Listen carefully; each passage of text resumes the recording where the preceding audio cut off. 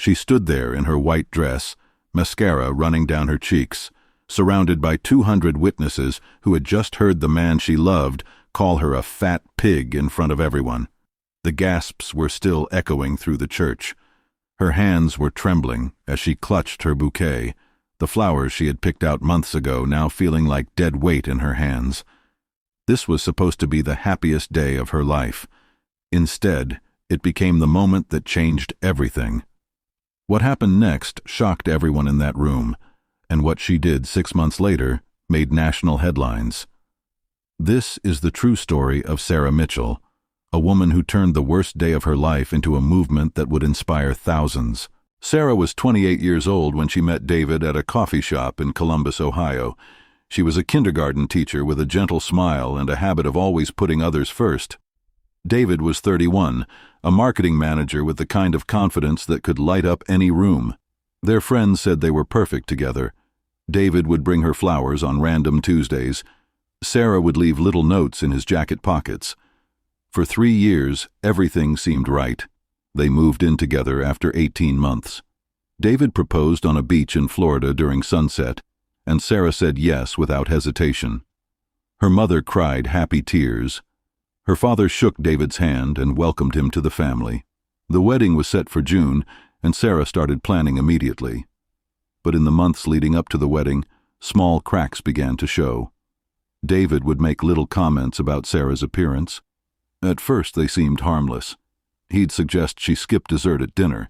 He'd pat her stomach and joke about getting her in shape for the big day. Sarah laughed along at first, trying to be a good sport. Then the comments got sharper.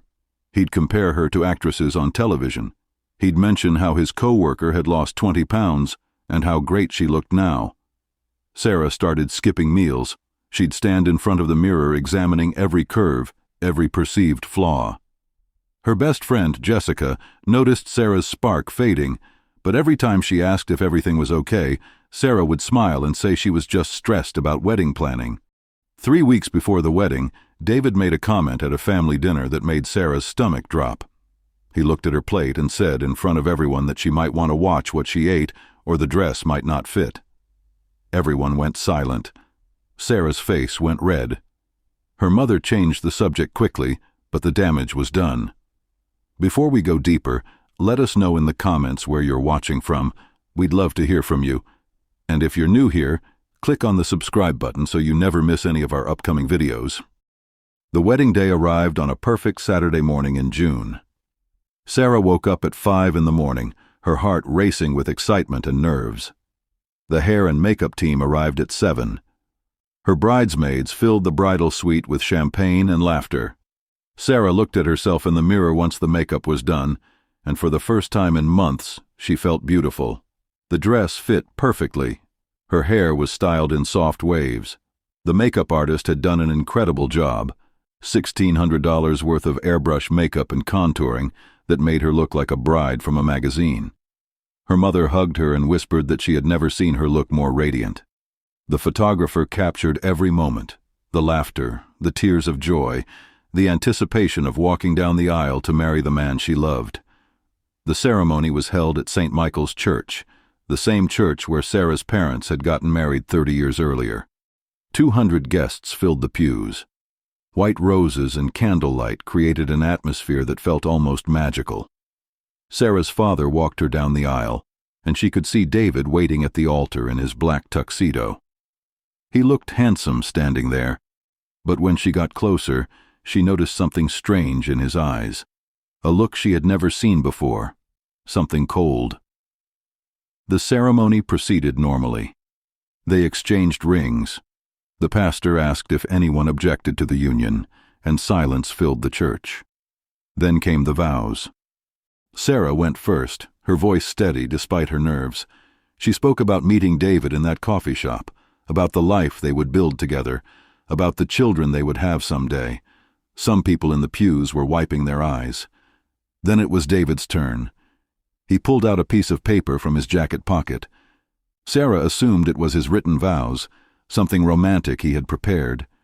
Instead, David looked at her and smiled, but it was not the smile she knew. It was something else entirely. He began reading, and at first the words seemed sweet. He talked about their first date, their first kiss. Then his tone changed. He started listing things he wanted her to change about herself. He mentioned her weight. He said he hoped marriage would motivate her to take better care of herself. Sarah's smile began to fade. Her hands started shaking. Then David said the words that would echo through that church and through Sarah's mind for months to come. He leaned toward the microphone and said that he was marrying her despite the fact that she had let herself go, and that he hoped she would not turn into a fat pig now that she had locked him down. The church went completely silent. You could have heard a pin drop on the carpet. Sarah stood frozen, her bouquet trembling in her hands. She looked at David's face and saw him smirking, like this was all some kind of joke. She glanced at the guests and saw horror on their faces. Her mother had her hand over her mouth. Her father was half standing from his seat. Jessica, her maid of honor, looked like she was about to march up to the altar and drag David out by his ear. Sarah felt something break inside her chest, not her heart exactly, but something deeper. Her sense of self-worth, her trust, her belief that the man standing in front of her actually loved her. The pastor cleared his throat, clearly unsure of how to proceed. David reached for Sarah's hand, still smiling like nothing was wrong. And that is when Sarah did something no one expected. She dropped her bouquet. The white roses hit the ground and scattered across the altar steps. She took off her engagement ring and wedding band and placed them carefully on top of David's written vows. She looked at him directly in the eyes and said 4 words that cut through the silence like a knife. She said, "I deserve better than this." Then she turned and walked down the aisle, her head held high, her white dress trailing behind her. The guests sat in stunned silence for a moment before someone started clapping. Then another person, then another. By the time Sarah reached the back of the church, half the guests were applauding. Her father caught up with her in the parking lot and wrapped his arms around her.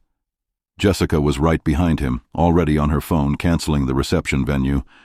Sarah got into her father's car and they drove away, leaving David standing alone at the altar with 200 witnesses to his cruelty. If you were in Sarah's shoes, what would you have done? Tell us in the comments below. The story should have ended there, with Sarah walking away and rebuilding her life. But David was not done. He spent the next week calling and texting, claiming it was all a joke, saying she was overreacting. His family called Sarah's family, demanding that she come to her senses. They said David was a good man who just had a poor sense of humor. They said she was throwing away a good relationship over nothing. Sarah's own extended family was divided. Some supported her decision completely. Others, especially some older relatives, suggested she should give him another chance because marriage is hard and requires forgiveness. The pressure was immense. Sarah found herself doubting her own instincts, wondering if maybe she had overreacted. Maybe it really was just a terrible joke. Maybe she was being too sensitive. But every time she thought about going back, she remembered standing at that altar, hearing those words come out of his mouth, seeing that smirk on his face. She remembered the feeling of her dignity being stripped away in front of everyone she loved. So Sarah did something that surprised even herself. She hired a lawyer and filed for an annulment, claiming fraud and emotional distress. The case made local news because of the unusual circumstances. A reporter from the Columbus Dispatch wrote a story about it, and suddenly Sarah's private humiliation became public knowledge. The article spread on social media. Thousands of people commented, most supporting Sarah, some calling her dramatic. David gave an interview trying to defend himself, claiming he was just trying to motivate her to be healthier. That interview only made things worse for him. People pointed out that what he did was not motivation. It was public humiliation. It was emotional abuse disguised as concern. The backlash against David was severe. His employer received complaints. His social media accounts were flooded with angry messages. His friends started distancing themselves. Meanwhile, Sarah disappeared from public view. She took a leave of absence from her teaching job and stayed with her parents. She deleted all her social media accounts. She saw a therapist twice a week to process the trauma of what had happened. For 2 months she barely left the house except for therapy appointments and legal meetings. Then something shifted. Sarah was sitting in her childhood bedroom one evening when her younger sister came in and sat on the bed beside her. Her sister looked at her and said something that changed everything. She said that Sarah had become so focused on what David had taken from her that she had forgotten who she was before him. She reminded Sarah of the confident woman who used to run marathons in college, the woman who had traveled to 7 countries by herself, the woman who had once stood up to a school board to get funding for her classroom. Somewhere along the way, Sarah had lost that version of herself. She had shrunk herself down to fit into David's idea of who she should be. The next morning, Sarah woke up at 6 o'clock and went for a run for the first time in over a year. It was difficult at first. Her lungs burned and her legs felt weak, but she kept going. The next day she ran again, then the next day. Running became her therapy. Every step felt like she was running away from David's voice in her head, from his criticism, from his control. She started eating regular meals again, not restricting or binging, just nourishing her body. She joined a support group for people recovering from emotionally abusive relationships. She heard stories from other women and men who had been made to feel small by their partners. She realized she was not alone, and she was not crazy for feeling the way she did. Slowly, over the next 4 months, Sarah began to rebuild herself from the inside out. 6 months after walking away from that altar, Sarah looked completely different, not because she had lost weight or changed her appearance, but because she had found herself again. She was stronger, both mentally and physically. She had completed 2 half marathons. She had returned to her teaching job with renewed passion. She had started a blog about emotional recovery and self-worth that was gaining followers. She was not defined by what David had done to her anymore. She was defined by what she had done for herself. Then Sarah made a decision that would change everything again. She decided to share her full story publicly. Not for revenge, not for attention, but because she wanted other people who were in similar situations to know they could walk away too. She wrote a detailed post on her blog describing everything that had happened, from David's comments during their engagement, to that moment at the altar, to her recovery process. She included resources for recognizing emotional abuse, for finding therapists, for rebuilding self-esteem. The post went viral within hours. Major news outlets picked up the story. Sarah was invited to appear on morning talk shows. She was asked to speak at women's conferences. Her story resonated with thousands of people who had experienced similar treatment from partners, family members, or friends. Sarah became an advocate for emotional wellness and healthy relationships. She started a non-profit organization focused on helping people recognize and escape emotionally abusive relationships. She published a book about her experience that became a bestseller. Meanwhile, David's life took a very different trajectory. The annulment was granted. David's reputation was destroyed.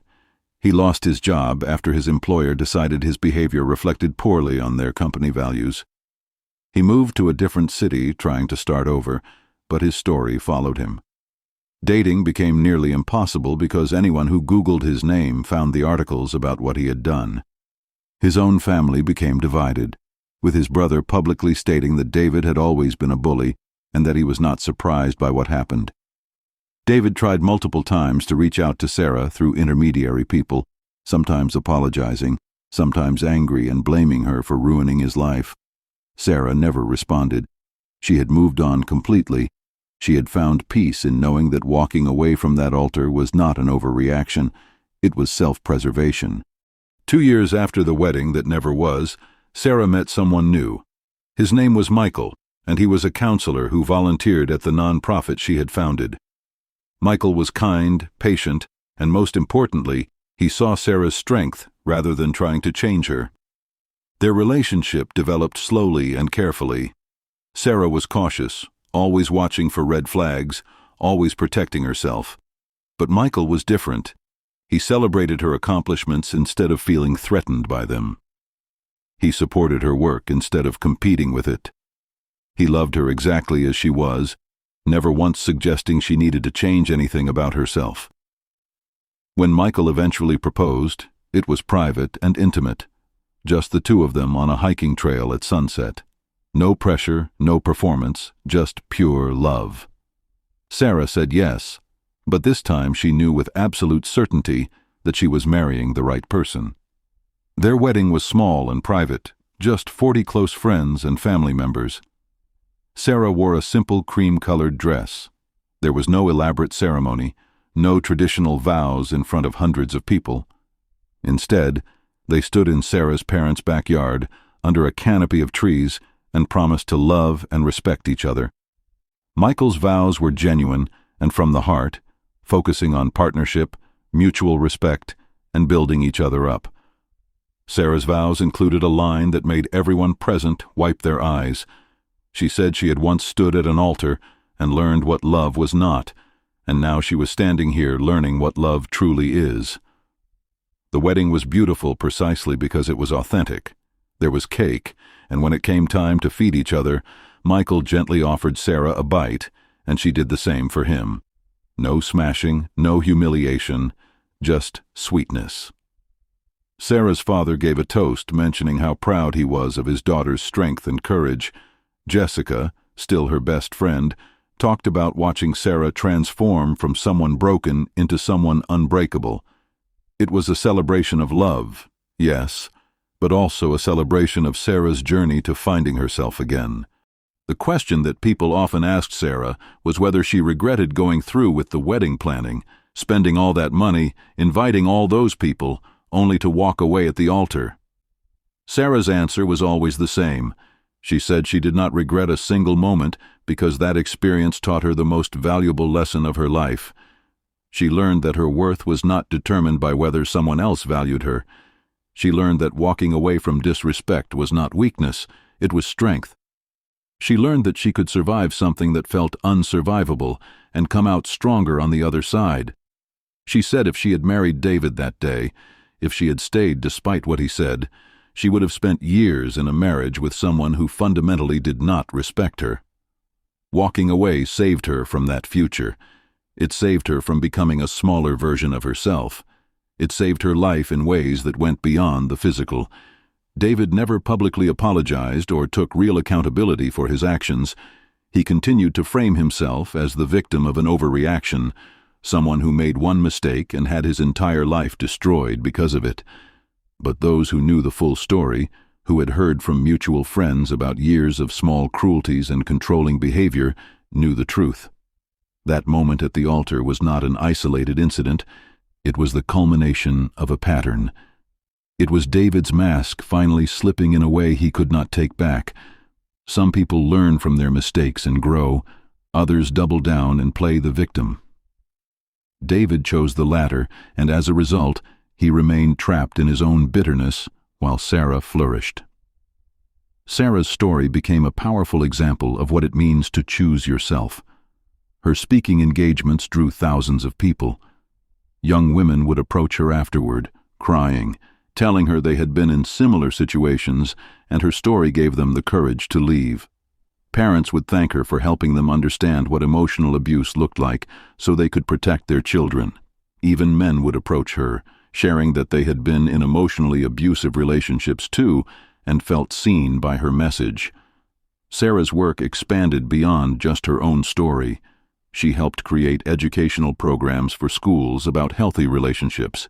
She consulted with domestic violence organizations about recognizing emotional abuse before it escalates to physical abuse. She lobbied for better legal protections for victims of psychological abuse. Her nonprofit grew to have chapters in 15 states. The ripple effect of that one moment at the altar, that one decision to walk away, touched thousands of lives. And Sarah herself continued to thrive. She and Michael built a life based on mutual respect and genuine partnership. They bought a house with a big backyard where they could host gatherings for friends and family. Sarah continued teaching, finding joy in shaping young minds. She ran marathons and climbed mountains and traveled to places she had always dreamed of seeing. She wrote a second book, this one focused on practical strategies for rebuilding your life after emotional trauma. She started a podcast where she interviewed survivors of various forms of abuse and experts in psychology and relationship health.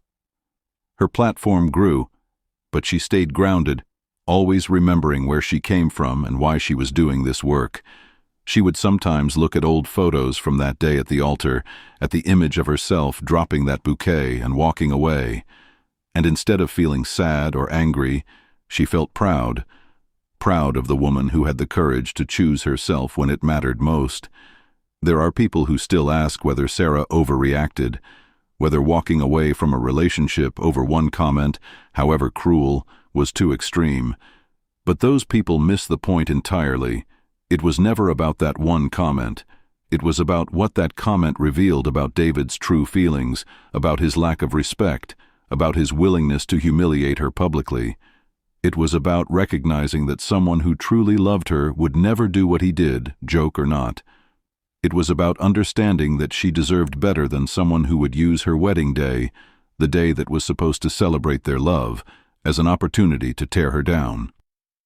Sarah's decision to walk away was not an overreaction. It was the most rational, self-preserving thing she could have done. And her life after that moment proved she made the right choice. Today, when Sarah tells her story at speaking events or writes about it in her books, she always ends with the same message. She says that everyone deserves to be with someone who builds them up rather than tears them down, someone who celebrates them rather than criticizes them, someone who loves them as they are, not who they might become if they change everything about themselves. She says that walking away from disrespect is never easy, but it is always worth it. She says that you teach people how to treat you by what you are willing to accept, and she refused to accept being treated as less than she deserved. She says that day at the altar was both the worst and the best day of her life. The worst, because she had to face the truth about the man she thought she loved. The best, because she discovered her own strength and refused to settle for anything less than genuine love and respect. Sarah's story raises important questions for all of us. How many times do we tolerate small disrespects because we do not want to make waves? How often do we excuse cruel behavior as just joking or not that serious? When do we finally decide that enough is enough? What would we do if we were standing at that altar, hearing those words, facing that humiliation in front of everyone we love? Would we have the courage to walk away, to drop the bouquet and choose ourselves? Or would we smile through the pain and hope things get better later? Drop your answers in the comment below. Sarah chose herself. She chose dignity over desperation. She chose truth over the illusion of happily ever after. And in doing so, she found genuine happiness, the kind that comes from knowing your worth and refusing to compromise it for anyone. The ending of Sarah's story is not about revenge on David or proving him wrong. It is about reclaiming her own life and using her experience to help others do the same. It is about turning pain into purpose, humiliation into healing, trauma into transformation. Sarah took the worst moment of her life and turned it into a movement that has helped thousands of people recognize their own worth and walk away from situations that diminish them. That takes a kind of strength that most people never have to access. It takes courage to stand up in front of the world and say, "This happened to me, and I survived, and you can too." Sarah became living proof that you can rebuild yourself after devastation, that you can find love after betrayal, that you can turn your biggest wound into your greatest strength. So when people hear Sarah's story, they are not just hearing about a woman who walked away from a wedding. They are hearing about a woman who walked toward herself, toward her own power, toward the life she truly deserved. They are hearing about someone who refused to let one person's cruelty define her. They are hearing about resilience, redemption, and the radical act of choosing yourself when everyone else thinks you should compromise. And maybe, just maybe, they are hearing a voice that says to them, "You deserve better too. You deserve to be loved completely, respected fully, celebrated genuinely.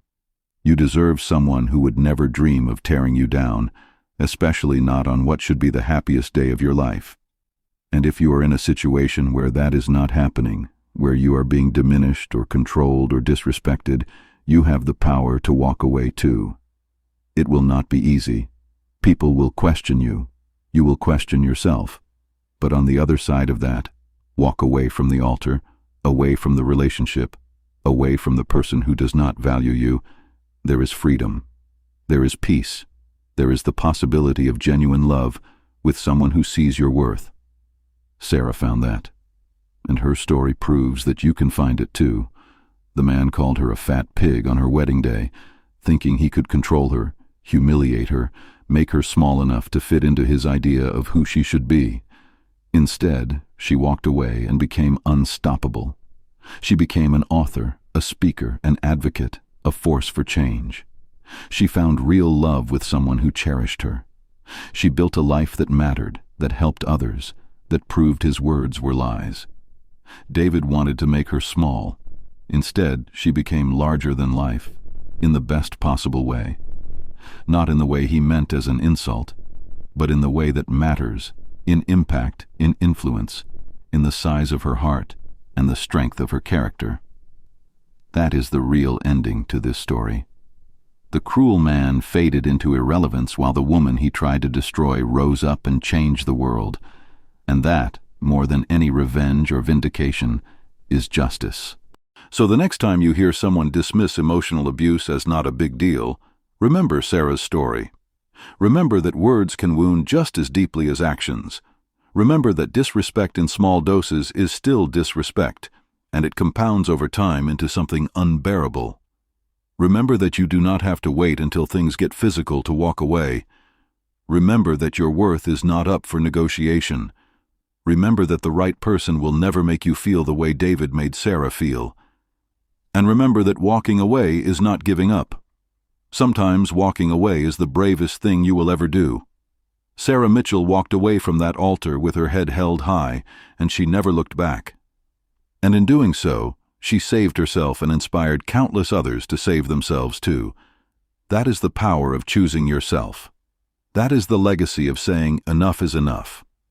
That is what happens when you refuse to be anyone's victim and decide instead to be your own hero. If Sarah's story moved you, please give this video a thumbs up so more people can see it. And if you are new to this channel, don't forget to subscribe for more real-life stories of courage, strength, and self-worth.